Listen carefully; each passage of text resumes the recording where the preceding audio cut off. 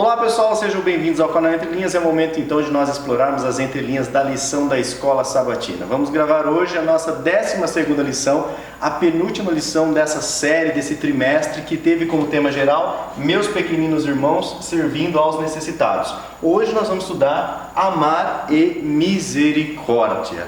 Antes de nós só destacarmos aqui na nossa introdução, eu gostaria de dar as boas-vindas. Nós temos aqui uma lista de pessoas que têm se inscrito no canal. Seja bem-vindo aqui o Hernan Henrique, Kevin Santana, Luan Costa, Massai Petra se inscreveu no canal, ela sempre comenta, faz parte já do grupo Entre Linhas, está aqui como inscrita. Rayane Pinheiro, Flávio Ferreira, Job de Oliveira, João Sobrinho, Ampi Melo também comenta com a gente, está aqui aparecendo como se inscreveu essa semana, seja bem-vindo. Então, se confirmou sua inscrição, Emily Silva, Manu, Márcio Lima, Roberto, Sandra AVG Amarante, Marco Antônio e várias outras pessoas que estão se inscrevendo. Pessoal, muito obrigado.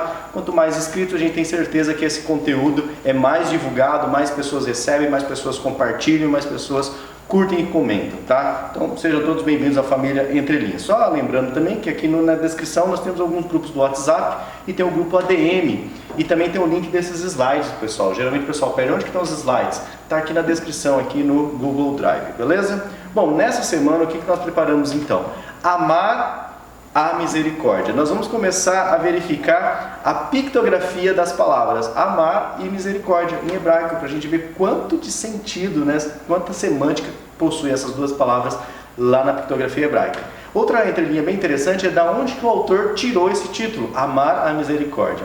Fiquem ligados, vocês vão saber de onde que veio. E aí nós vamos também fazer uma análise hermenêutica aqui do texto de Salmo 112, os versos 4 e 5, que é o verso para memorizar, para a gente entender parte a parte do que quer dizer esse texto. Vamos também falar sobre principados e potestades, o que são isso e como melhor entender isso na visão do Velho Testamento. Vamos falar sobre a moeda de César, a moeda do templo, também temos moeda do comércio. É coisa de entre linhas mesmo, pessoal. Vamos falar sobre a expressão fadiga da compaixão, que às vezes é um binômio que muitas pessoas não conhecem, eu mesmo não conhecia, mas tem todo um embasamento científico sobre esse termo. O que é fadiga da compaixão? O autor não tratou, a gente aproveitou e puxou na entrelinha. Vamos falar sobre generosidade, pessoal. Vários significados em hebraico da palavra generosidade e como essa palavra é montada. E vamos entender melhor ainda o que quando um hebreu fala, né? Generosidade, o que está na cabeça dele, o que ele está pensando, o que ele está visualizando na pictografia, principalmente o hebreu antigo, né, do hebraico antigo. E vamos falar também sobre pacificação, sob o ponto de vista de Shalom. Então fiquem ligados, tem muitas entrelinhas, espero que vocês curtam, compartilhem, que vocês aí divulguem com as pessoas e comentem também, porque comentário é bastante interessante. Logo depois da vinheta, vocês vão ver aqui alguns comentários que tivemos essa semana. Então, chama a vinheta.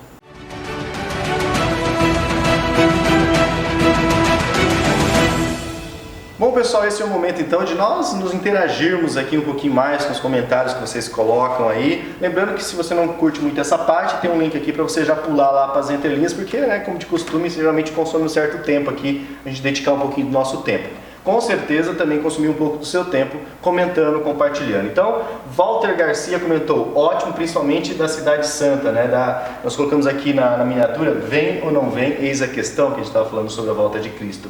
Volney Ricken voltou a comentar aqui, muito obrigado amigos de Maringá, até o final, que legal, Volney foi até o final. O Adailton Nascimento, só vitória, comentando aqui. Marta Lee fez um comentário, né, de uma lição anterior, inclusive que tinha a participação do Alexandre, né? Coisa boa, uma hora de lição todos os dias. Amo, não parem, pois os sedentos estão por toda parte. Que legal, Marta, muito obrigado pelo carinho. Rita Maria Franco, olá queridos irmãos, realmente a linguagem dos hebreus é confusa para mim, mas amei suas explicações. Que Deus abençoe ricamente este ministério que vocês abraçaram. E é isso mesmo, Rita, às vezes parece confusa a linguagem, mas depois você vai aprendendo, você vê assim quão rica é a linguagem hebraica. Volney Henrique voltou a comentar na lição, agora na outra, né? Na outra lição, gostei da dica, é mais fácil eu tentar mudar a mim mesmo do que tentar mudar toda uma comunidade. Ele também comentou, parabéns amigos, Deus continue abençoando, é isso aí, Volney, comentando bastante. O Azevedo, né, comentou no KKK 4624, que foi uma questãozinha lá da edição. O Lúcio Valentim falou sobre a lição, sou eu mesmo comentando, né? Que ficou meio estranha aqui a tela, né, deu um efeito. A minha sogrinha, boa noite meninos, feliz sábado, já estou assistindo. o Wagner Barros, Shabbat Salom, e o comentário de Eduardo Marques, excelente estudo, rapazes, sou de Toritama, a gente já leu Pernambuco, né? E ele também não entendia nada de grego. Pessoal, muito obrigado por ter comentado, é muito importante o comentário de vocês, porque isso ajuda, né, na divulgação, na propulsão do conteúdo aí dentro da plataforma do YouTube, beleza, pessoal? Então vamos ao que interessa. Então vamos lá, gente. Vamos para o próximo slide, lição 12, amar a misericórdia. Primeira entrelinha que a gente vai trazer é o seguinte: da onde o autor da lição tirou esse título? Legal.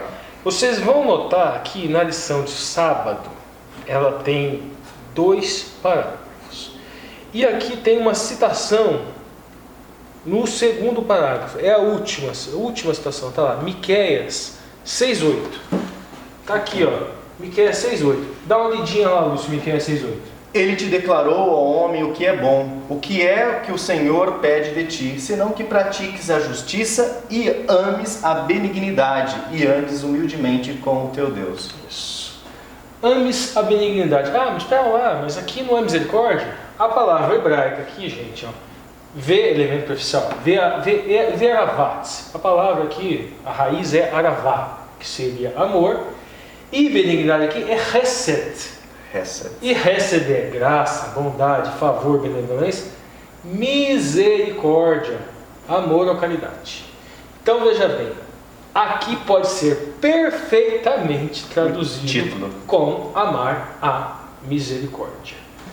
Outra coisa, tem uma outra passagem também que ela está associada com o verso dito áureo, né? O verso para memorizar, que também pode ter sido fonte de inspiração para o autor da lição. Lê lá, o primeiro versículo do Salmo 112, que depois a gente vai falar dele.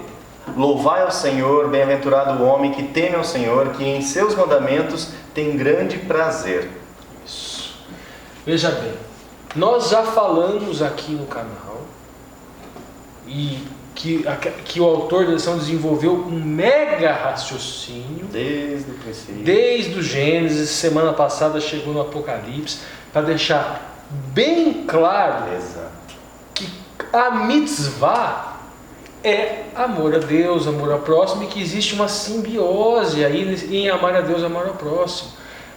Estive nu e me vestistes, estive faminto. Então, nós amamos ao próximo porque nós amamos a Deus. E a gente vai ter vários fundamentos textuais da Ellen White aqui, também pictográficos, para vocês entenderem o que é a verdadeira religião.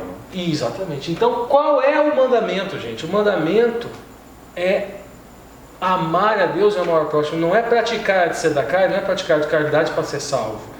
Você pratica isso porque você ouve o chamado do Espírito Santo, você ouve esse chamado, você sente essa necessidade. Quando a gente chegar em generosidade, quando a gente for desenvolver o raciocínio de 3 palavras que eu separei para generosidade em hebraico, a gente vai voltar nesse tema. Mas vamos lá. Agora, amor, gente. Ahavá. Ahavá seria amor. Mas na pictografia, a primeira letra de Ahavá seria aqui, ó. Seria o Aleph. É letra de força. Então vou lá dar um zoom, pode falar. Isso, vamos lá.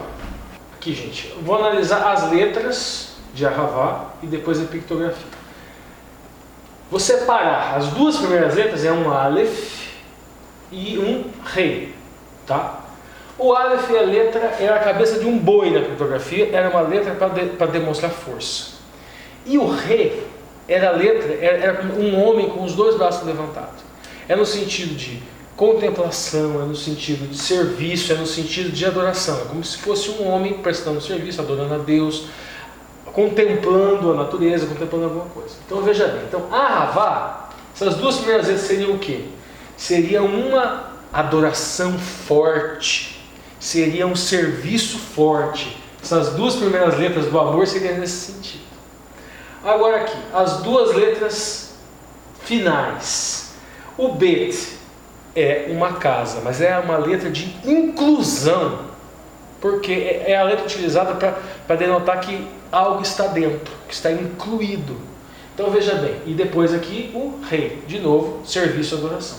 Então este serviço é um serviço inclusivo.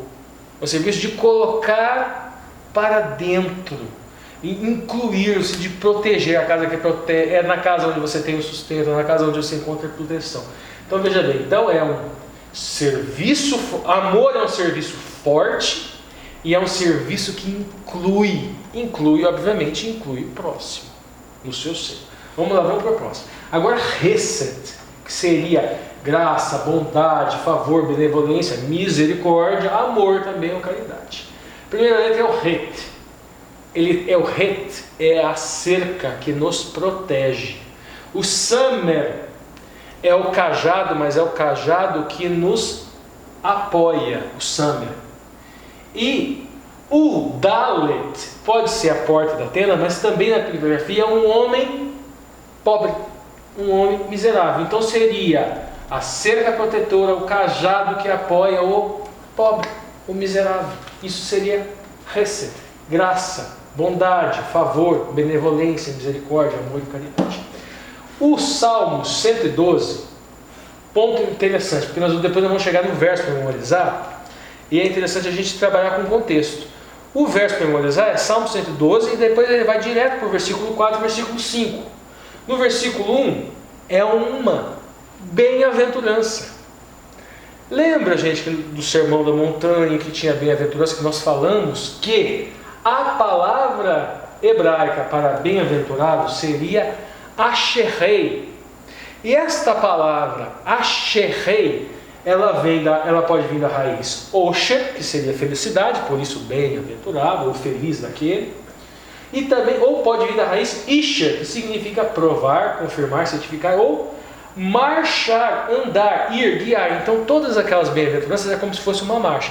Bem-aventurado, e daí, bem-aventurado, Cristo poeticamente poderia estar dizendo assim: marchem felizes, é uma marcha feliz. E o começo do Salmo utiliza essa mesma palavra. Louvai o Senhor, bem-aventurado o homem que teme o Senhor, que em seus mandamentos tem grande prazer. Aí a palavra aqui para prazer, também dentro do título da lição, amar a misericórdia, é ter prazer pelo mandamento. Porque o mandamento é amor a Deus e amor ao próximo. A palavra hebraica seria hafetz, que significa querer, desejar, gostar ou amar, apressar. Então, novamente, aqui no Salmo 112:1, que é o primeiro versículo do verso para memorizar, ele também pode ter sido fonte de inspiração para o autor da lição quando fala de amor à misericórdia. E amor à misericórdia e amor ao mandamento é a mesma coisa. Isso que a gente está dizendo. Agora, o Lúcio volta, que nós vamos dar uma lidinha aqui agora em Miqueias 6:8 para a gente terminar esse slide próximo. Lê lá, Lúcio, para a gente. Ler novamente aqui, onde ele tirou, né? E te declarou ao homem o que é bom, o que é que o Senhor pede de ti, senão que pratique a justiça, ames a benignidade e andes humildemente com o teu Deus. Isso. O ponto aqui, pratiques a justiça. Daí quem já está acostumado com o canal pensa: opa, isso é de tzedakar? Não, gente, não é de tzedakar. Asot mishpat é mishpat, a expressão pratiques a justiça. Este pratiques a justiça aqui em Miqueias 6:9 já falamos anterior, o men, você pode ter dois enfoques, um positivo e um outro pejorativo desse mishpat. A justiça de Deus é assim: o men é a água da vida, o shin é a boca se alimentando do men, da água da vida, depois o p é a boca aberta, e depois o tet é o presente de Deus, é o cesto com o presente. Então, praticar a justiça é isso, é se alimentar da água da vida, que é Jesus, e que isso saia da sua boca como se fosse um presente. O tet é a mesma letra de tov, é o bom, é aquela declaração na semana da criação de que tudo era bom, era tov. E vai todos os dias da semana ele fala tov, tov, tov, tov, até que o último é tov meod. Meod é uma palavra que pode significar muito bom, mas meod também é fortuna. Então ele foi dando presentes, foi dando cestos na semana da criação. E estes presentes que ele nos deu na semana da criação, o crente tem a obrigação De repartir. De todos os dias praticar essa justiça, a Sot Mishpat, e levar esses presentes para os necessitados. Legal. Vamos lá? Vamos então agora para a análise hermenêutica do verso para memorizar, que são os versos 4 e 5, né, de Salmo 102. Pode ler lá, Lúcio. Aos justos nasce luz nas trevas. Ele é piedoso, misericordioso e justo. Bem irá ao homem que se compadece e empresta. Disporá as suas coisas com juízo. Isso, beleza. Depois, mais para frente, eu vou explicar que palavra hebraica que é esses justos aqui. Mas primeiro, o Lúcio vai ler para gente. Porque eu separei essa questão aqui, da análise hermenêutica, tem muita gente chegando no canal, isso, né? Eu separei aqui a análise hermenêutica em 4 elementos. E nós vamos seguir agora esse padrão. Vamos fazer essa análise hermenêutica dos 4 hermenêuticos, na hermenêutica clássica, tá? Não é na hermenêutica moderna. Tem outros elementos, talvez a gente traga mais para frente. Vocês vão se familiarizando com o tempo. Primeira coisa é o elemento filológico. Esse elemento filológico é o elemento literal, gramatical, é o mais simples. E daí eu separei aqui um comentário, tá? Joseph Benson. De Joseph Benson, exatamente, que eles fazem essa análise gramatical simples. Lúcio, lê. Joseph Benson diz assim: o homem bom ou reto, de quem ele fala, tanto nas palavras precedentes como nas seguintes, ele faz mansidão, doçura e brandura para com aqueles que o provocam. Perdoa as ofensas, apieda-se dos instrumentos de seu problema e mostra misericórdia às pessoas necessitadas e infelizes. Enquanto ele age justa e justamente para com todos, e não será convencido por qualquer tentação a fazer algo desonesto, cruel ou indelicado. John Calvin fala assim: a tradução que eu dei é a correta, que os justos administrarão seus negócios com prudência e discernimento, de modo que, em seus assuntos domésticos, eles não sejam excessivamente luxuosos nem sordidamente parcimoniosos, mas, em tudo, eles vão estudar para combinar frugalidade com economia, sem dar lugar ao luxo por si só. Isso. Agora a gente vai seguir, gente, para uma análise histórica. A gente agora começa a buscar contexto. Essas duas análises são mais gramaticais, são mais em cima do texto, dá uma interpretaçãozinha simples. Agora um elemento histórico, olha lá, Lúcio. Agora, no elemento histórico diz assim que durante o tempo do Antigo Testamento, alguns fiéis sofriam e alguns ímpios prosperaram. As reflexões de Asaf no Salmo 73 são suficientes para provar esse fato. Isso. Durante lá o Antigo Testamento. Isso, o que ele está dizendo aqui? Porque depois quando a gente for dar uma... veja bem, gente. Ao justo nasce a luz nas trevas. Ele é piedoso, misericordioso e justo. O homem bom se compadece e empresta, e disporá suas coisas com juízo. Está dizendo que no contexto anterior, assim, dos salmos que antecedem este salmo, a tônica, o tema era isso. Era o justo às vezes que não prosperava, o ímpio que às vezes parece que recebia bênçãos de Deus. Então este é o elemento histórico. Agora vamos lá, elemento sistemático. Agora nós vamos conectar com outros textos. O livro de Salmos é uma coletânea de hinos usados na adoração a Deus. Salmo 1 a 41, referência de Gênesis. Salmo 42 até o 72, Êxodo, que é bem interessante essa separação. De 73 a 89, Levíticos. De 90 ao 106, Números. Do Salmo 107 ao 150, Deuteronômios. Do Salmo 107 até o 150 é composto o livro 5º, o qual é de autoria variada e corresponde ao livro do Deuteronômio, que enaltece a palavra de Deus, a lei e o louvor. O âmago desta última divisão é o Salmo 119. O nome predominante nesse salmo é Javé, Javé, Javé. Então veja bem, o verso então para memorizar, ele estaria se relacionando no com 112, qual livro da Torá? 112. E, então, ou seja, fala de quem então? Deuteronômio. Sim, mas veja bem, enaltece a palavra de Deus, a lei. E a palavra de Deus, nós já falamos, é o quê? E a lei de Deus é o quê? É misericórdia. Então, esse elemento sistêmico aqui, a gente já vamos para o próximo slide. Tem mais um elemento aqui da hermenêutica, o elemento teológico. Elemento teológico, vamos lá.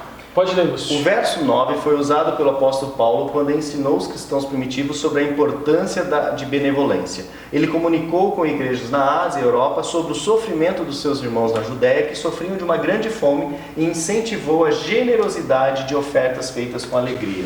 Esse é o que, gente? Qual é a finalidade? Dentro da teologia. A finalidade deste salmo. Ele foi utilizado pelo apóstolo Paulo justamente para incentivar a generosidade. O autor da lição, obviamente, está falando sobre amor e misericórdia, amor. Então ele utiliza, assim como o apóstolo Paulo utilizou, esse mesmo salmo. Agora vamos lá, gente. Elemento genético. Ixi, agora esse elemento genético, vamos lá. Esse você pode ler, né? Porque tem tanto hebraico aqui. Lá. Primeira coisa, gente. O que eu fiz aqui? Isso. Eu vou dar uma... aqui eu coloquei, aqui depois vocês vão ter acesso aos slides, eu coloquei, o texto é um texto em hebraico, elemento genético ele vai analisar o original. Isso. E coloquei palavra por palavra, do texto do Salmo do verso alto. Eu não vou seguir palavra por palavra aqui, eu vou ler para vocês aqui a sugestão do verso alto, que está logo aqui embaixo, aqui, palavra por palavra. E depois eu vou subir aqui em cima e vou buscar as relações. Então, primeiramente, palavra por palavra. Nasce o sol, escuridão torna-se claro, os aplainados, anistiado, piedoso, justo, bom homem, expressa amor, aderindo ou agregando, nutre a palavra justa.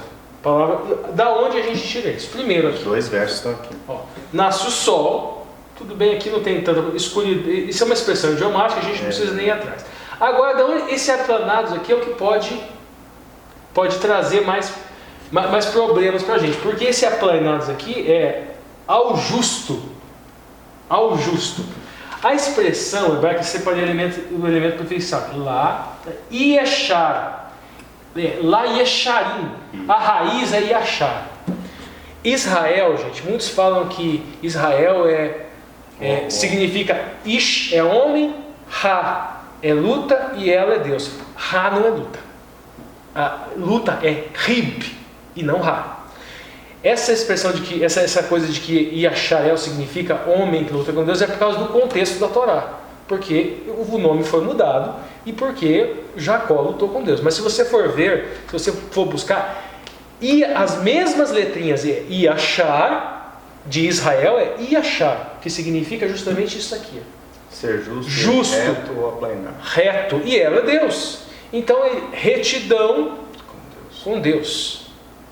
E por que ele teve retidão com Deus? E a gente pega o mesmo contexto lá do Gênesis, da história de Jacó. Ele teve retidão com Deus porque não te solto enquanto não me abençoares. É isso que é emuná. Emuná é se firmar. Ele estava preso, firme. Isso é que é fé, é se firmar. Então este aqui é o justo. E justo, nota aqui, ele é o que? Aplainado. É a mesma palavra, e achar significa ser aplainado. Quer dizer, você não é plano, você não é reto, mas você acaba o sendo. Tá? Então, olha, essa seria a primeira coisa. Esta pessoa aplainada, aí poeticamente se constrói. Nasce o sol. O sol, na escritura hebraica, é símbolo de quê? Deus. De Deus. Então nasce o sol, ou seja, como se nascesse o sol nessa pessoa que foi aplanada. Aí a escuridão, porque sem Deus você é o quê? Escuro. Sem a luz fica escuro. Você é torro-vavorro, você é sem forma, vazio, você é abismo. Agora, com Deus torna-se escuridão, praticamente é isso. Aí veja bem, anistiado. Quem é anistiado? Anistiado é aquele que tem anistia, pecado, e ele é anistiado. Isso, gracioso, indultado, ou seja, piedoso e justo, que nós já falamos. Então vamos lá, gente. Então o que esse bom homem, esse Tov Ish, ele faz? Ele expressa amor. Aderindo, o que é aderir, gente? Aderir é juntar, grudar, agregar, é agregar. Ele adere e nutre a palavra justa. E a palavra, ela nos fala para nós sermos misericordiosos. Legal, pessoal. Essa primeira parte das entrelinhas foi só análise hermenêutica e a origem do título, ok, pessoal? Temos mais entrelinhas aqui que podemos ir, por exemplo, na lição de domingo. Antes de ir para a lição de domingo, eu tenho um texto aqui que a gente separou de Ellen White que fala sobre essa questão de apiedar-se, de você olhar para o próximo. E ela pega justamente a passagem do filho pródigo, e é o que ela comenta aqui em Parábolas de Jesus, página 211. Verdade é que você professa ser filho de Deus. Porém, se essa declaração for verdade, é teu irmão que estava morto e reviveu, tinha se perdido e foi achado, lá em Lucas 15:32. Ele se acha ligado a você pelos vínculos mais íntimos, né? A irmandade, porque Deus o reconhece como filho também. Se você nega seu parentesco com ele, mostrará que é apenas mais um empregado na casa paterna, não um filho da família de Deus. Olha que visão interessante quando a gente olha para um filho pródigo retornando à casa, é meu irmão, a princípio, né? Agora sim, vamos então avançar aqui para domingo. Prioridades do reino, Ricardo. Isso aí, vamos lá, gente. Eu separei aqui os elementos que o autor da lição construiu aqui na lição do domingo. O que vocês têm que lembrar? O autor da lição continua, gente. Vocês vão ter que lembrar das lições passadas, quando for passar essa lição. Vocês vão ter que ter essa questão, que esse reino, nós já desenvolvemos o raciocínio. O reino de Deus, a gente respondeu na lição anterior. Na anterior e duas antes ainda, 3 antes, que foi o tema principal quando falamos lá foi quando a gente falou do Sermão da Montanha. O que é esse reino de Deus? O que é esse reino? E trouxemos Ellen White falando, passagens bíblicas, a tradução, trouxemos comentários de ele, cotes de teólogos, falando qual seria a tradução mais correta. Muitos entendem que não, mas nós acreditamos em Ellen White, eu acho que utilizamos a Dan Clark também, que esse reino, na verdade, é um reino interior, é Cristo vivendo em você. Exatamente. Falamos que esse Shammai, que seria que o reino do céu, o reino de Deus e o reino de Jesus é a mesma expressão, porque Shammai é céu, mas Shammai também é uma expressão utilizada para Deus. Olha, está aqui, Mateus 6,33. Olha lá, Lúcio. Mas buscar primeiro o reino de Deus e a sua justiça, e todas essas coisas vos serão acrescentadas. Isso, aqui, Malechut HaShamayim. Malechut é reino, e esse Shammai seria céu ou seria Deus. Então, quando eu sei que tem gente que faz a distinção, mas na língua hebraica isso não faz sentido nenhum. Mas o importante é o quê? É que esse reino é o quê? É Ruach HaKodesh, o Espírito de Santidade, escrevendo a Torá no meu coração. É isso que é o reino do céu. Quando eu ouço o chamado Vaikra de Ruach HaKodesh e pratico o ato de caridade, quando eu estou levando este reino do céu para a sociedade, para o próximo. Esse reino do céu que me veio através de Yoshua, me veio através de Jesus Cristo, me veio através da salvação. Yoshua também é salvação em hebraico. Lê lá, Lúcio, agora Romanos 13:1, que também faz parte da linha da lição. Texto da lição de domingo. Toda alma esteja sujeita a potestades superiores, porque não há potestades que não venham de Deus, e as potestades que há foram ordenadas por Deus. Isso. Então vamos lá, gente. Aqui a gente já combateu anteriormente, vamos ter que combater de novo. Já falamos que tem coisa, você pode ser de esquerda, você pode de direita, mas tem coisa na direita e tem coisa na esquerda que são incompatíveis com o cristianismo. Exato.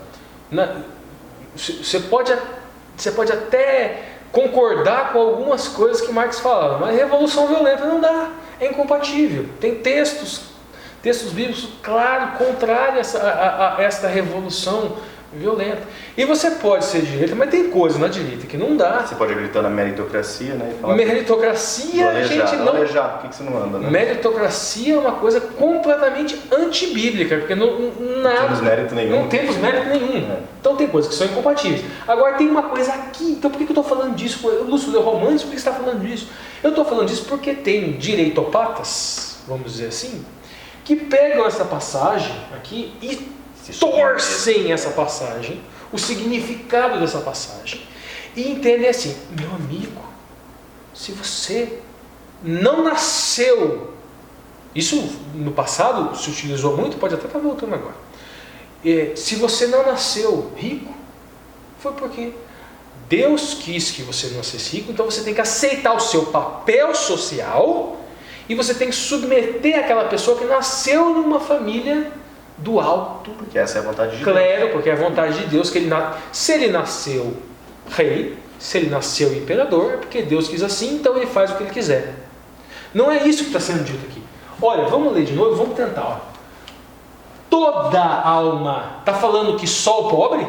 Não, é toda. Então se utiliza uma expressão aqui. Nós temos uma proposição o quê? Uma proposição universal afirmativa, onde toda alma esteja sujeita às potestades superiores. Porque não há potestade que não venha de Deus. E as potestades que há foram ordenadas por Deus. Gente, Romanos 1:1 é um tapa na cara. 13:1. 13:1 é um tapa na cara. É um acorda a autoridade.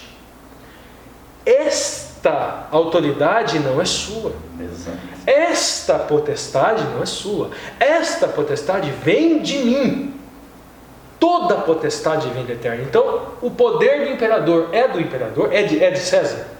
Era de César? Não. Não era de César. Era de Deus. Então, ele estava lá, exercendo um poder que lhe foi delegado. Delegação é o quê? Eu estou exercendo um poder que na verdade ele é de propriedade de outro. Isso é uma advertência mais para quem está em cima do que para quem está para embaixo. todo ser humano que ocupar um cargo de autoridade, que ele tenha a consciência de que, vamos ler aqui, vamos ver ali, não há potestade que não venha de Deus. Não quer dizer que o cara, que o indivíduo, que o ser, não, é o seguinte, meu amiguinho, esse poder que você está exercendo é delegado. Ele, na verdade, é meu. Você tem responsabilidade. É invertida a análise. Exatamente. Então, porque quando a gente lê Efésios 6:12, se a gente faz uma interpretação diferente dessa que a gente fez, parece que o texto é contraditório. Vamos lá, lê lá, Lúcio. Porque não temos que lutar contra a carne e o sangue, mas sim contra os principados e contra as potestades, contra os príncipes das trevas deste século, contra as hostes espirituais da maldade nos lugares celestiais.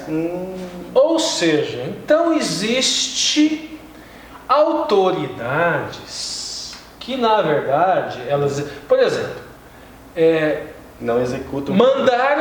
Mandaram executar todos os recém-nascidos, porque os 3 vezes. Será que esta Herodes, né? Exatamente. Será que esta autoridade, ela na verdade veio de Deus? Não significa que as ordens das autoridades elas representam a vontade de Deus. Não, aquela pessoa estava ocupando um cargo e aquele poder na verdade deveria ser executado de acordo com os desígnios do Altíssimo, e não foi. Então este indivíduo na verdade é o quê? Potestade das trevas deste século. Então não é toda a autoridade que está lá que está fazendo a vontade de Deus. Que está fazendo a vontade de Deus. Nem os reis de Israel faziam, né? Faziam. Olha só, principado, gente, lê lá, Lúcio. No grego, arché, que significa arché, que significa espíritos governantes, magistrados, poderes, começo. Isso. Agora, potestades. No grego é exousia, significando autoridades que permitem ou impedem poder delegado.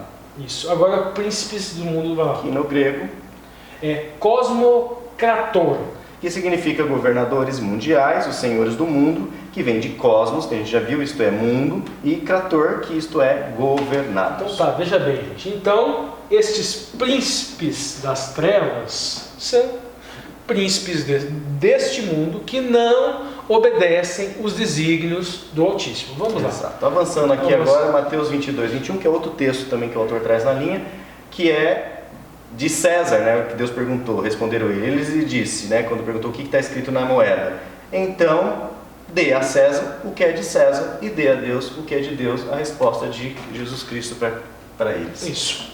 Vamos lá, gente. Eu coloquei aqui, a moeda, eu vou falar mais à frente. Primeiro, o Lúcio vai ler o comentário de Calvino e John Wesley. John Calvin diz assim: estabelece uma clara distinção entre o governo espiritual e o governo civil, a fim de nos informar que a sujeição exterior não nos impede de ter dentro de nós uma consciência livre à vista de Deus. Veja, o comentário de Calvino se encaixa justamente com o que a gente está falando aqui, gente. Tem autoridades que não têm a noção que toda potestade vem de Deus. E acabam sendo príncipe do mundo de trevas, porque eles não têm essa noção. E agora, aqui, o comentário de Calvino com relação a esta frase da César que é de César é o quê? É que o dinheiro, na verdade, você não deve ter apego àquela moeda. Tem um outro sentido que nós vamos seguir mais para frente. Mas o reino de Deus, ele é espiritual, ele não é exterior. Então, se tem coisas exteriores para você entregar para César, que entregue. Agora, o que você não pode entregar? As coisas internas. Seu coração.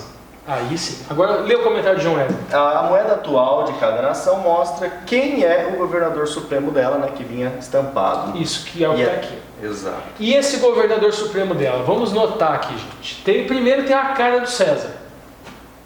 E aqui, ó, tem um deus, ou melhor, uma deusa. Dá uma lidinha aqui, Lúcio. O denário tinha de um lado a imagem do imperador Tibério César, com a inscrição Tibério César Augusto, filho do divino Augusto, e no outro lado tinha a figura da deusa Paz, sentada. Isso. Então, nesse sentido também. Agora vamos lá. Comentário de Robert Barnes, ficou faltando. E ele vai trazer duas possibilidades de interpretação. Era apropriado, portanto, devolvê-lo quando ele pediu. Mas enquanto isso foi feito, Jesus aproveitou a ocasião para cobrar também, para dar a Deus o que ele alegava. Isso pode significar também. Primeira alegação de Albert Barnes. O tributo anual devido ao serviço do templo, implicando que pagar tributo a César não os libertou da obrigação de fazer isso. E o segundo... Então vamos lá. Primeira coisa aqui. Existia um tipo de moeda, que era a moeda que foi cunhada pelo Império Romano. Mas existia também a moeda que era cunhada pelos saduceus para que se fosse utilizada no serviço do templo. Então por isso que o Albert Barnes está falando aqui que talvez uma interpretação possível é que dai a César o que é de César, estaria falando, dai a moeda romana para César e dai a moeda do templo para o templo.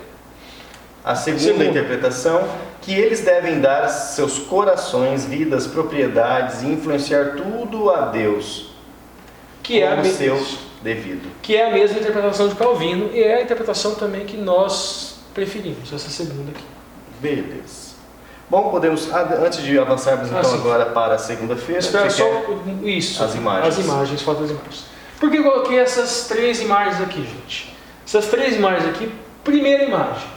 Descreve a imagem, alguns pessoal está só no fone de ouvido. Nós temos aqui Davi e Golias. Nós temos um exemplo de um rei, de um Melec Davi, que ele respeitava os desígnios do Altíssimo. Homem segundo o coração de Jesus, não se desviou nem para a direita nem para a esquerda, exceto no caso de Batseba, a mulher de Urias, o Eteu.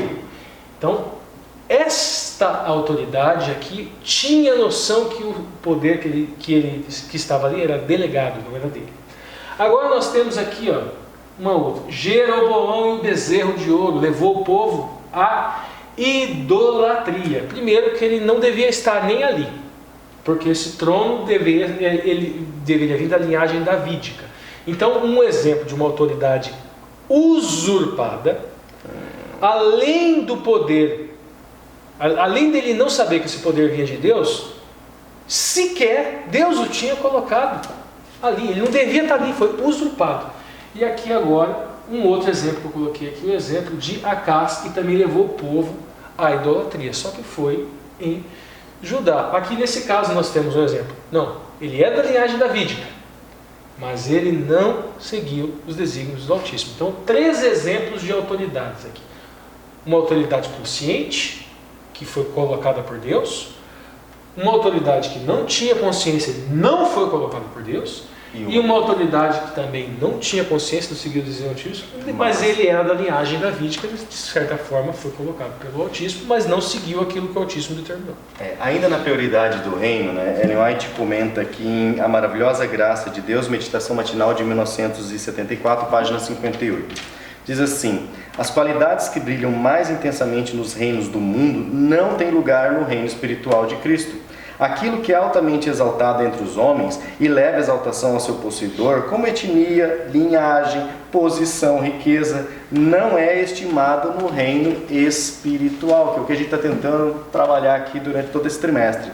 Os que têm estado a agir por egoísmo e ambição humana, que têm lutado por ser o maior, que se têm atribuído a si mesmos importância, que se têm considerado acima da obrigação de confessar falhas e erros, não encontrarão lugar no reino de Deus. Se os homens serão honrados como membros da real família de Deus, será determinado pela sua maneira de enfrentar o teste e a prova que Deus os submete nesta vida. Só do seu ponto de vista prático, gente, como é que nós sabemos que uma autoridade hoje, ela de fato segue os desígnios do Altíssimo? Nós temos um mega raciocínio nessa lição aqui, foram 3 meses estudando, que o mandamento é a misericórdia para com os necessitados.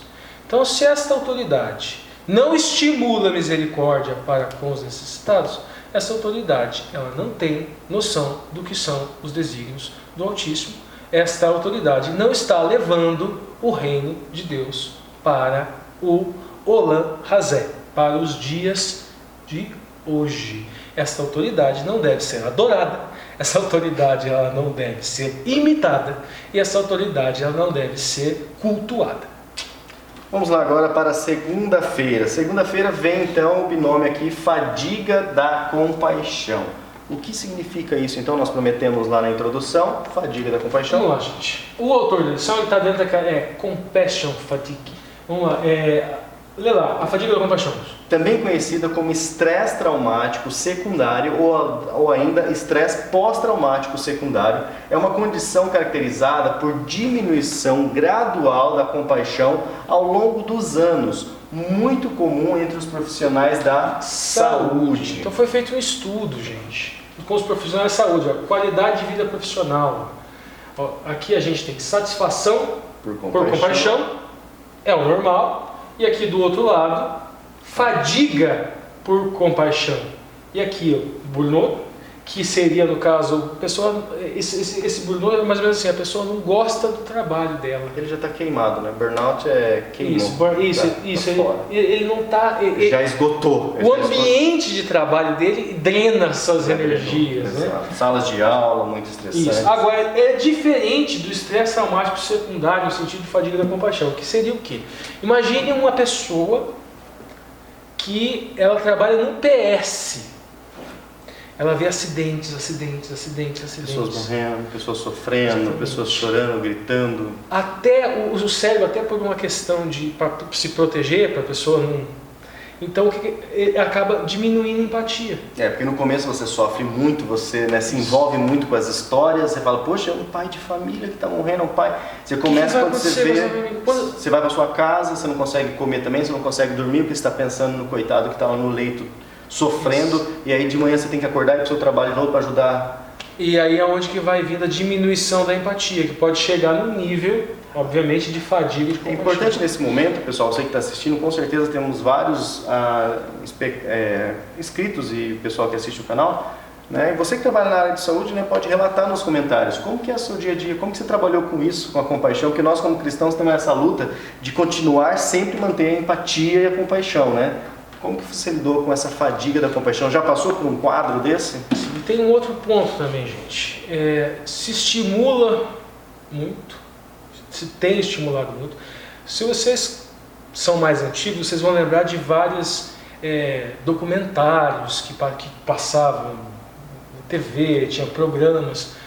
Por exemplo, tinha um programa nos Estados Unidos onde as vítimas elas tinham encontros com o criminoso. E eles conversavam com o criminoso. E nesse programa, vários programas, havia o perdão. A vítima, às vezes o filho foi assassinado, alguma coisa assim, e daí se trazia o pai. Porque às vezes a vítima, obviamente, não tem como. Não estava lá, estava vivo. Então tu pegava o pai, a mãe, alguém que aceitasse. E em alguns vídeos, me lembro, do pai perdoar o assassino do seu filho, e daí ambos choravam copiosamente, tinha outros que isso não acontecia. Então veja bem, existia um programa onde se estimulava empatia, reabilitação. Hoje em dia existe uma tendência para o inverso. Existe uma tendência para a diminuição da empatia. Existem ideologias, existem políticas, existem até dentro do nosso meio que parece que se esquecem que todas essas pessoas são filhas de Deus, inclusive o criminoso.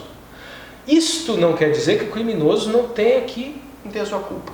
Não só a sua culpa, como que não tem um limite.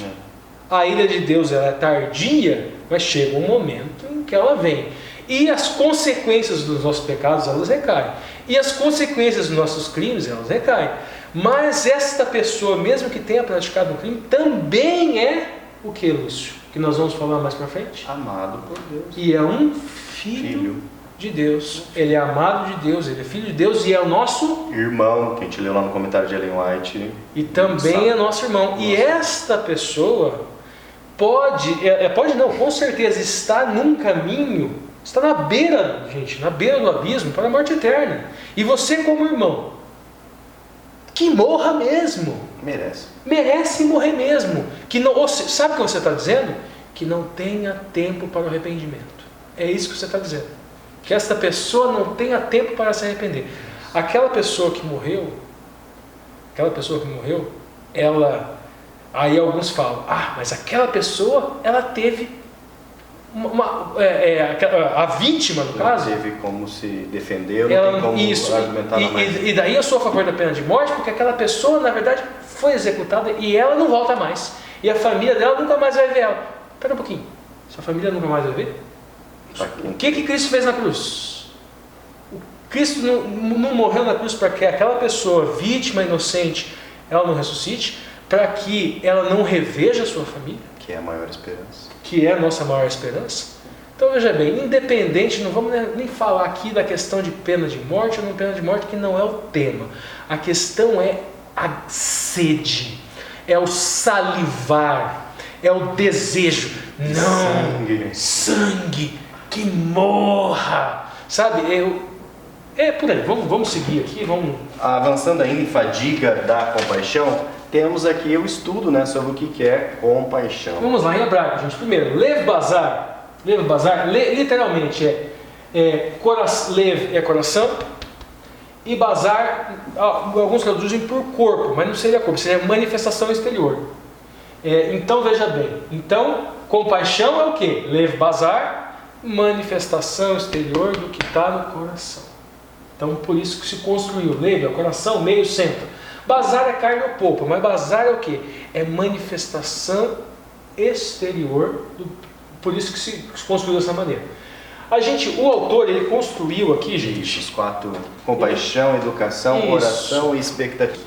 Gente, o autor construiu um raciocínio para evitar a fadiga da compaixão. Então, vamos lá, o primeiro passo. O primeiro passo é empatia. Explicamos aqui... Então a primeira coisa é você colocar alguma coisa no seu coração. Então é ouvir o chamado de Ruach HaKodesh, é ouvir o Vaikra, é o espírito de santidade, escrever obviamente no seu coração a Torá, a lei enquanto instrução, e você praticar atos de caridade. Aí você vai obviamente externar o que tem no seu coração. Isso é compaixão. Você vai fazer isso como? Estudando a Bíblia, vendo o exemplo de Cristo e assim por diante. Segundo passo, gente, é bom senso.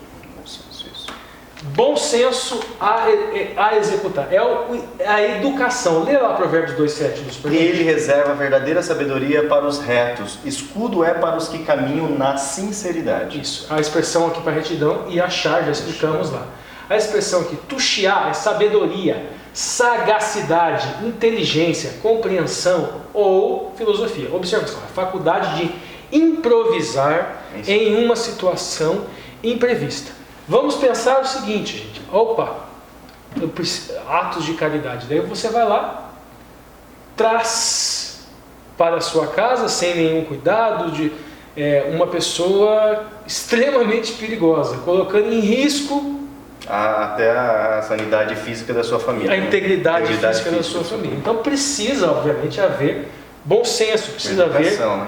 Lógico. Então, nós devemos ser sagazes como as serpentes e prudentes como as pombas. E achar, já expliquei. Outro detalhe aqui, gente, a expressão aqui, ó, é tan, íntegro, inocente, ingênuo, simples, perfeito, que não tem defeito. Opa, pera lá um pouquinho. Eu tenho que ser sagaz e eu tenho que ser ingênuo. Essa expressão tan é a mesma expressão que é utilizada para Jó. Então vocês lembrem de todo o exemplo da história. Jó era tan, Jó era íntegro, ele era inocente. Mas por que Jó era tan? Que logo no comecinho de Jó a gente vê? Todos os dias ele oferecia sacrifício expiatório por ele e por todos os filhos.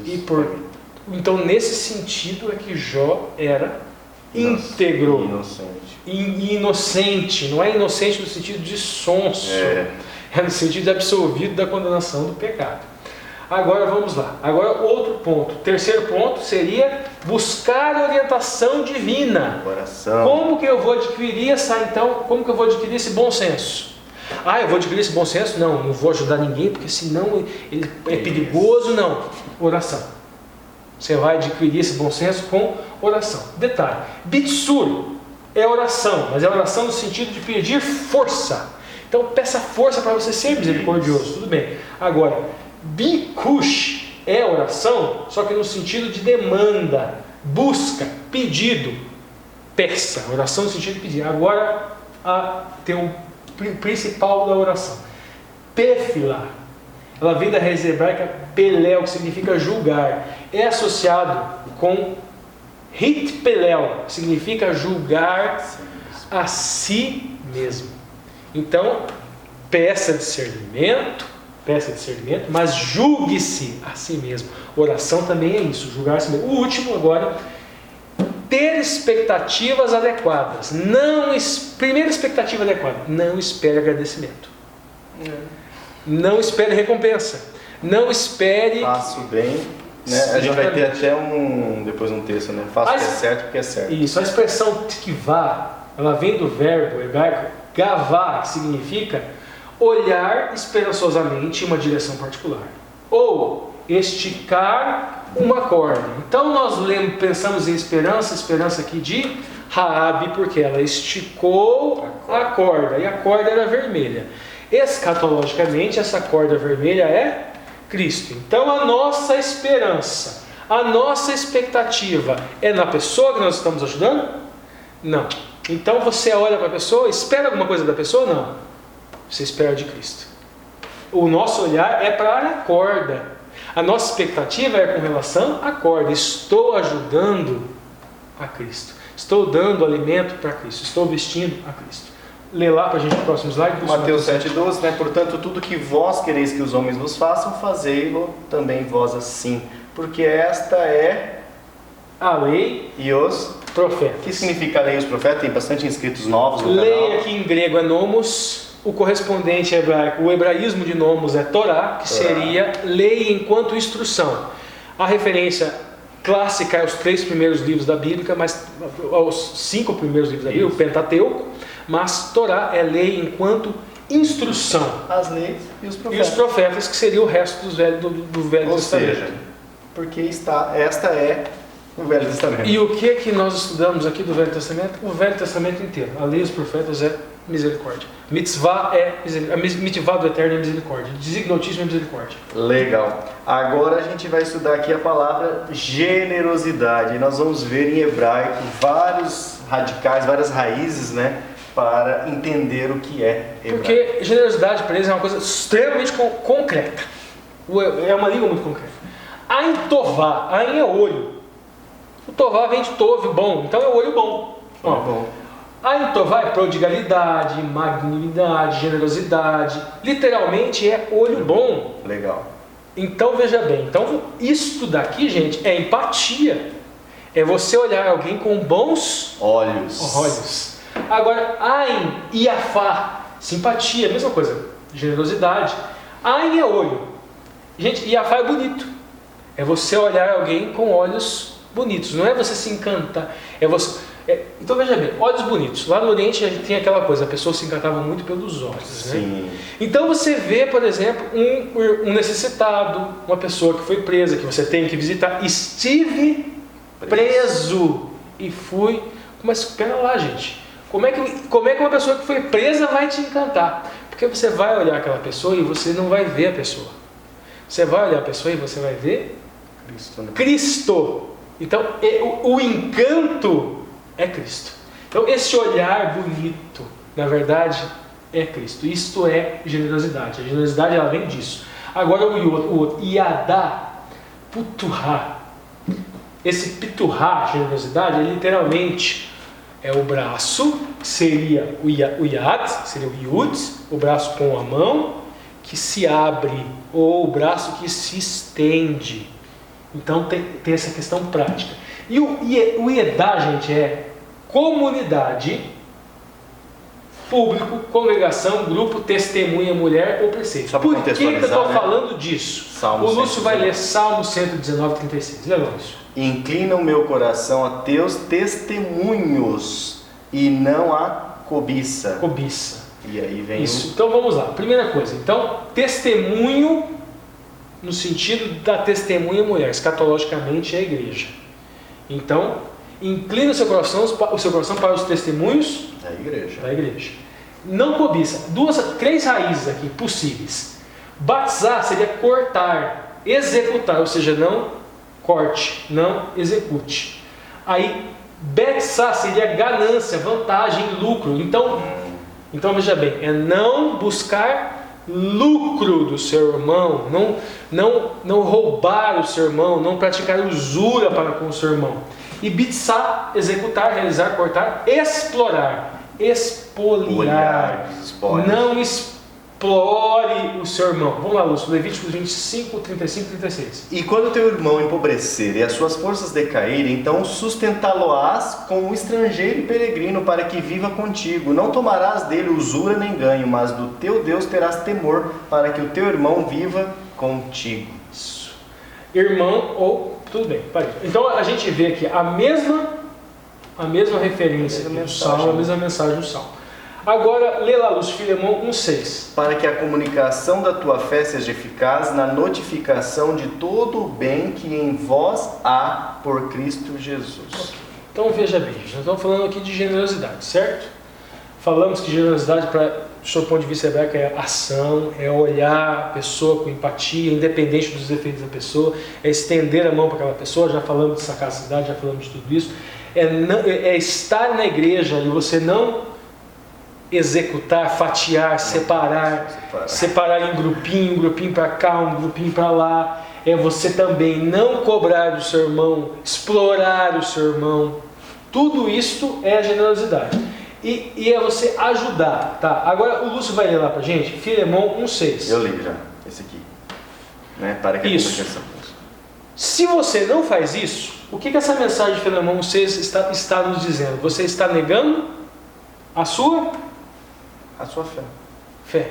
Emuná é função, é cargo. Para que a comunicação da sua fé seja eficaz. Isso. Emuná é convicção interna, mas também emuná é função ou cargo. Qual é a função do povo de Deus? Ser generoso. Então, esta generosidade é a função da nossa emuná. Então, se você não sente, não consegue ter este olhar bom, bonito, não consegue esticar o braço, se você está perdido? Não, meu amigo. O que faça? Teve lá autocrítica, autoavaliação e peça esta generosidade. Vamos lá, o último. Mateus 12, 43 e 44, que é o texto da linha da lição. E chamando os seus discípulos, disse-lhes: em verdade vos digo que esta pobre viúva lançou mais do que todos os que lançaram na arca do tesouro. Porque todos ali deitaram o que lhes sobejava, mas esta da sua pobreza lançou tudo o que tinha, todo o seu sustento. Veja bem, a expressão grega é o lepton, é a lepta. Lepton seria o plural. Também, pode ler, Lúcio? Também conhecido como branco, era a menor moeda da época e equivalia a 128 avos de um denário. Isso. Esta é a moeda que também é utilizada no comércio. Então, trouxe aquilo provavelmente para comprar alguma coisa no comércio. Não é que aquilo lá era o mantimento dela para todo o inverno, que ela, não é nesse sentido. Mas provavelmente ela, naquele dia, gente, ela ia jejuar. Ela ia jejuar ou ela ia comer porque ela, se tinha alguma plantaçãozinha lá, alguma coisa assim. Mas provavelmente ela abriu mão de alguma coisa que ela ia comprar no comércio, um alimento, abriu mão de um azeite, abriu mão de um pão. Ao seu Deus. Isso, abriu mão de um pão, abriu mão de alguma coisa nesse sentido. E ofereceu para Deus. E aquelas pessoas que talvez fossem sacos de moedas, iam voltar para suas casas. E ter mais sacos de moedas ainda. Não só isso, mas iam encher o bucho. Exato. Iam encher o bucho, iam se alimentar, iam beber vinho, iam se fartar. Ela não. Tem um comentário aqui de Ellen White, é Testemunho para a Igreja, volume 3, página 547, que traz justamente essa questão que o sistema de doação foi ordenado a fim de evitar grande mal. A avareza, que é o grande mal hoje na nossa sociedade, o Brasil sofre tanto por quê? Avareza. Cristo viu que no desempenho dos negócios, o amor às riquezas seria a maior causa a erradicar a verdadeira piedade do coração. Ele viu que o amor ao dinheiro se congelaria profunda e solidamente na alma do ser humano, fazendo parar o fluxo de generosos impulsos e bloqueando seu sentimento às necessidades dos sofredores e aflitos. Ou seja, a pessoa tem uma ganância tão grande que ele não pensa que essa ganância vai faltar num posto de saúde, vai faltar numa cirurgia, que um cara vai morrer, vai faltar, não importa, o importante é ele construir o capital dele, ele construir.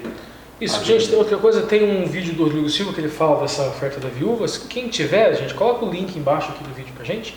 Para as outras pessoas já terem acesso. Isso, que ele fala também que aquela doação, ela talvez deveria ser com moeda do templo, que se alguém visse que ela jogou aquelas moedas do comércio ali dentro, ela poderia ser apedrejada, alguma coisa assim, então ela estaria até correndo risco para poder de vida para poder ofertar ao Senhor. Vamos lá, então agora vamos falar sobre pacificação, que é o tema da lição de quarta-feira, né? Isso. Shalom, gente. Primeiro, shalom não é só paz. Então o pacificador não é só aquele não fica bravo, não. Tudo. Shalom significa, shalom. Bem-aventurados pacificadores, porque eles serão chamados filhos de Deus. Isso. Mateus 5:9. Shalom significa paz, harmonia, integridade, prosperidade, bem-estar, tranquilidade. Isso. Isso também significa integralidade. Então aquela noção de uma saúde integral vem de shalom. Se utiliza, na Bíblia se utiliza fulano está shalom, fulano está bem, e dentro de uma visão de uma saúde integral. Então shalom não é só, calma meu amigo, desejar shalom a alguém também significa mais ainda. Implicava numa bênção em 2 Samuel 15:27. Não desejar shalom implicava o oposto, uma maldição em 1 Reis 2:6. Okay. Então o pacificador, o que ele é na igreja? Uma bênção. Sim. Quem não é pacificador, o que ele é na igreja? Maldição. O pacificador, o que ele é na sociedade? Uma bênção. Uma bênção.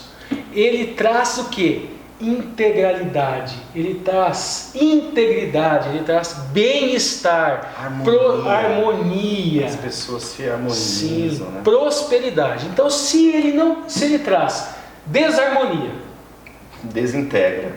Isso. Se ele não traz o bem-estar à igreja, se ele não traz o bem-estar à sociedade, ele não é pacificador. Isso se aplica tanto aos membros da sociedade como aos líderes. Com certeza. Que exercem poder delegado. Então, como nós identificamos um líder que não é um pacificador, um líder que não obedece os desígnios do Altíssimo? Ele se preocupa com o bem-estar social? Opa, então ele não é pacificador, então ele não obedece os desígnios do Altíssimo. Preocupa com a prosperidade da sua nação, da sua comunidade? Aquela advertência do livro de Romanos, ele não está cumprindo.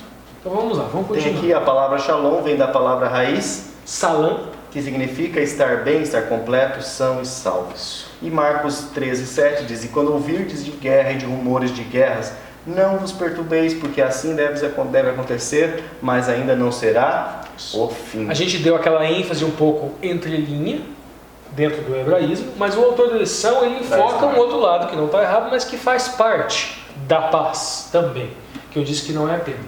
Em Marcos 13:7, você tem que entender que isso está dentro de um contexto. Este contexto escatológico aqui, ó, período da supremacia papal, 538 DC até 1798 DC. O que aconteceu aqui? 1600 anos, tá? Por um tempo, 2 tempos, metade de um tempo. Em 1798 começa o tempo do fim. E durante esse tempo ouvimos muito falar de guerras, rumores de guerras e muitas coisas. Isso. E o que está dizendo aqui? Quando ouvires guerras, rumores, não vos perturbeis, porque assim deve acontecer, mas ainda não será o fim.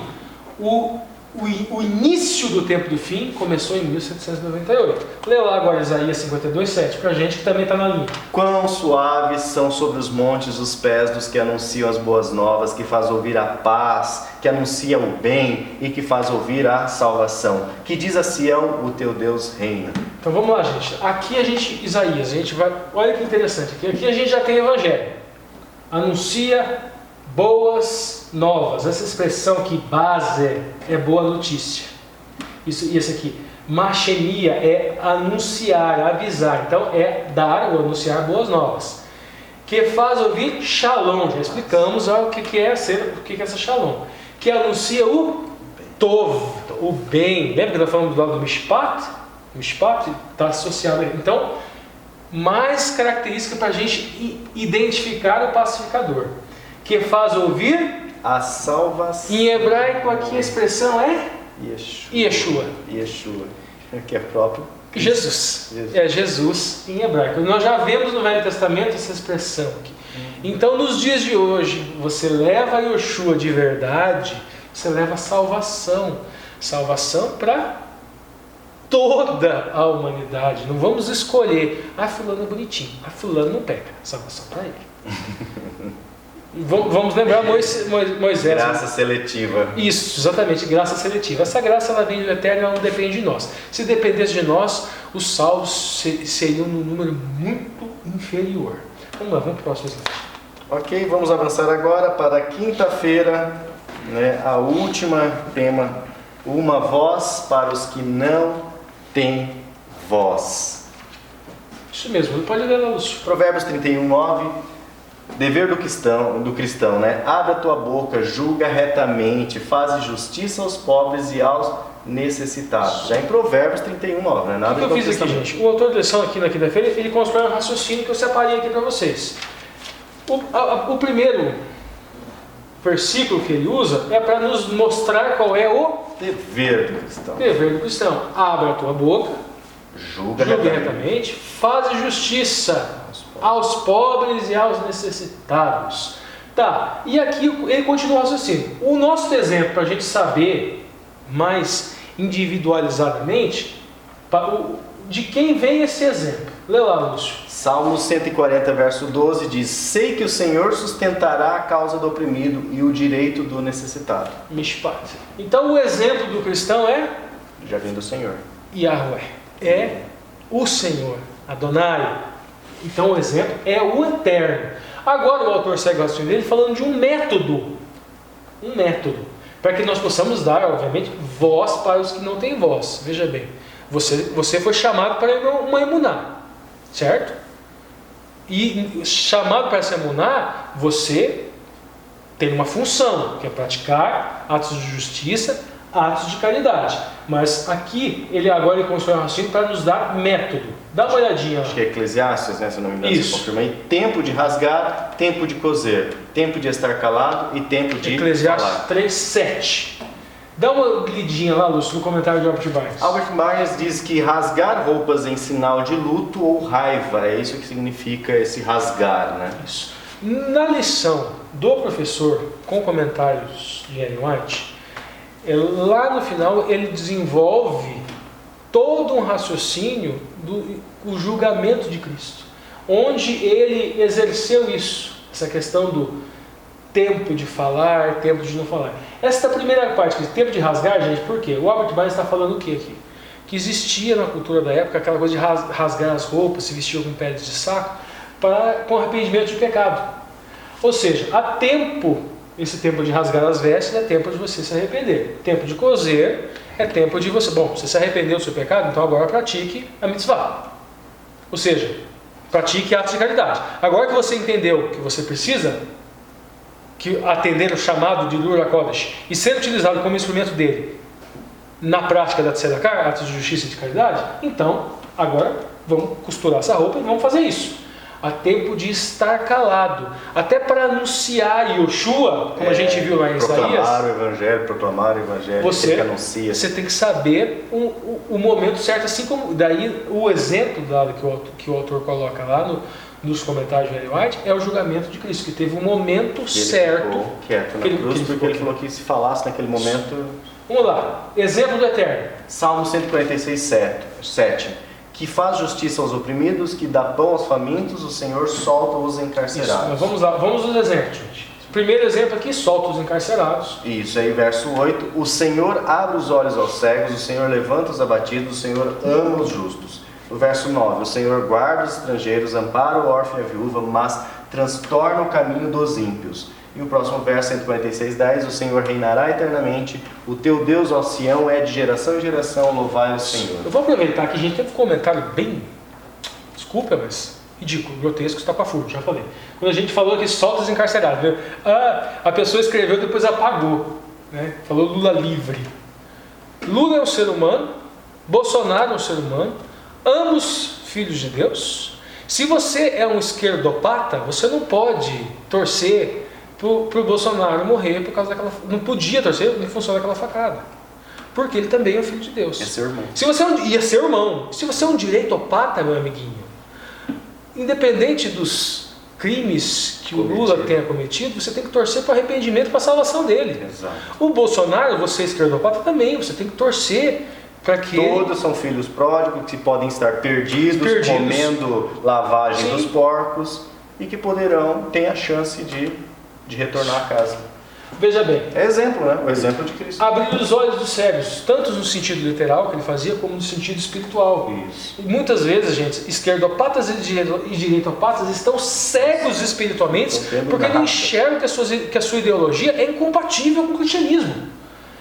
Agora, guarda os estrangeiros, ampara o órfão, a viúva, aqui é um sentido mais prático.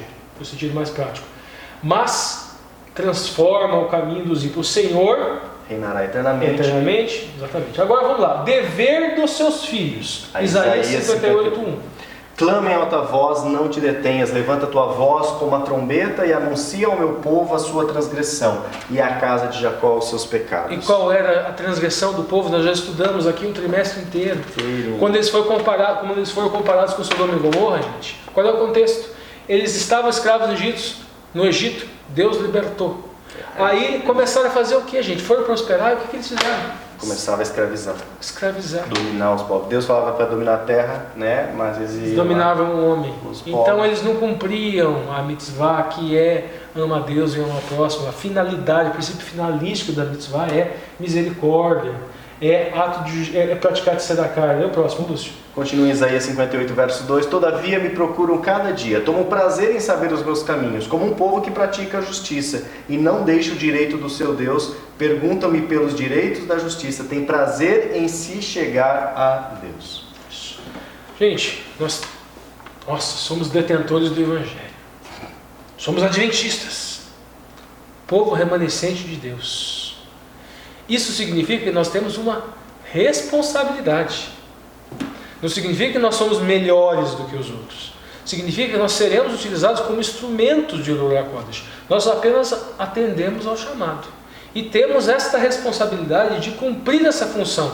Levar misericórdia para o mundo. Levar salvação. Levar Jesus para o mundo é levar salvação. E não condenação para eles, né? E não levar condenação. Você está perdido. Então a notícia não é boa, então não é evangelho. Salvação tem. Claro que Isaías pede, né? Você deve anunciar sim, né, os seus pecados. Deve sim. Óbvio, mas você anuncia que você tem condições de salvação independente dos seus pecados. Ainda continuando, Isaías 58:6. Porventura não é este o jejum que escolhi, que solte as ligaduras da impiedade, que desfaça as ataduras do jugo e que deixes livres os quebrantados e despedace todo o jugo?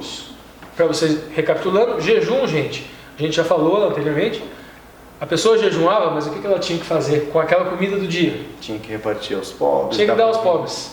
Ou seja, o jejum tinha uma finalidade. Não para economizar comida na sua casa, né? Não. Jejuava para economizar comida. Exatamente. Então, fazia parte da prática do jejum, você jejuava aquele dia, você ficava lá para você sentir, para que você tenha acesso a mais humildade, para que você se sentisse fragilizado, para que você entendesse o que é passar fome, o que é ser um necessitado, mas também era para aquela comida, você dava para o necessitado que passava fome, não por opção, mas porque não tinha. Então, envolvia ato de caridade. E ao último.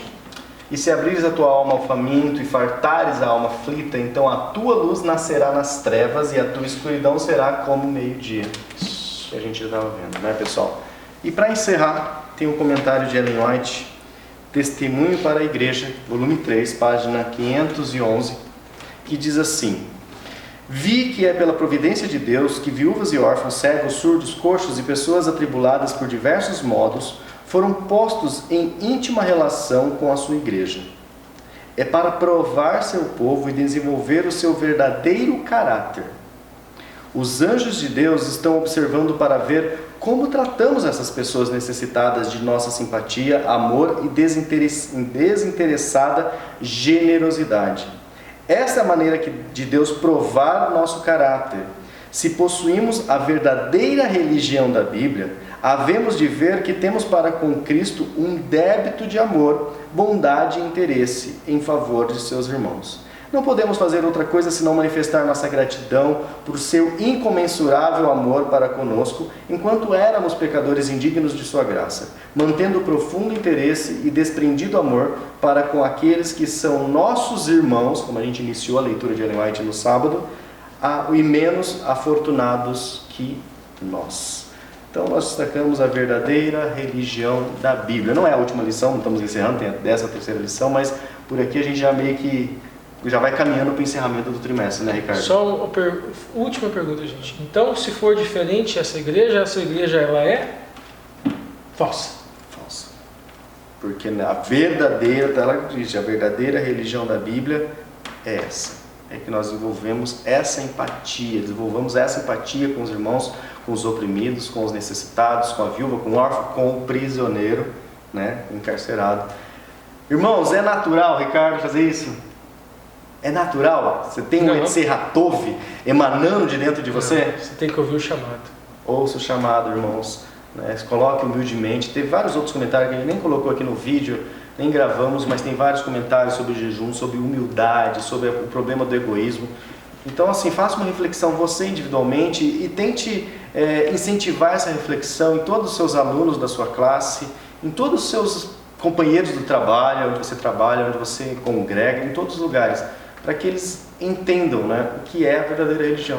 E vejam em você somente um ritualista, né, que eles vejam em você Cristo, Cristo mesmo. Assim como você olha para os outros e vê Cristo, com certeza as pessoas vão olhar em você e vão ver quem, Ricardo? Salvação, Cristo. Olha, pessoal, é infalível, tá? Essa é a receita infalível para você levar alguém ao batismo, levar alguém aos pés de Cristo, levar ao conhecimento da verdadeira religião. Então, fica o nosso abraço, pessoal. Não esqueça do hashtag Fui Até o Fim, vai dar quase 1 hora e pouquinho padrão, né? 1h30, 1 hora e 14 minutos.